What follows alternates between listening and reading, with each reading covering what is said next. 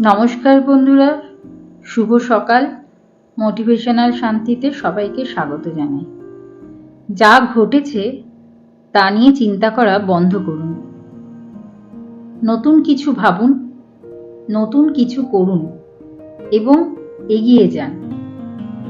আপনি যদি যা ঘটেছে তাতে মগ্ন থাকেন, তবে আপনার আজকের দিনটিও নষ্ট হয়ে যাবে।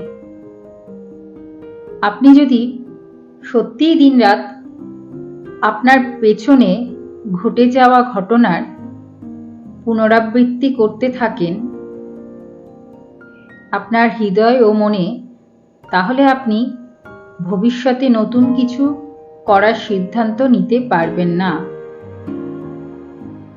কেন এমন হয়? এর কারণ হলো, যখন আপনার মন খারাপ চিন্তায় পূর্ণ থাকে, তখন ভালো এবং অনুপ্রেরণাদায়ক চিন্তা তৈরি করতে পারে না। তাই আপনি সবকিছুতে ব্যর্থ হন। অতএব যা ঘটেছে তা ভুলে যান এবং একটি নতুন অধ্যায় শুরু করুন। চিন্তা করবেন না, একটি সমাধান খুঁজুন। প্রায়শই আমরা দুশ্চিন্তায় এতটাই ডুবে যাই যে আমরা বাঁচতে ভুলে যাই। আমাদের চিন্তা করা উচিত নয়। অত বেশি চিন্তা আমাদের পুড়িয়ে ফেলে। আমাদের চিন্তা করা উচিত কিভাবে আমরা সমস্যার সমাধান করতে পারি। কান্না মানুষকে পছন্দ করে না।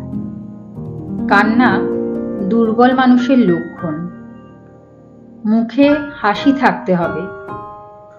মনে রাখা উচিত যে আপনার দুর্বলতা যদি মানুষের সামনে আসে, তবে এই জিনিসটি আপনার জন্য সবচেয়ে বড় মাথা ব্যথা হয়ে দাঁড়াবে।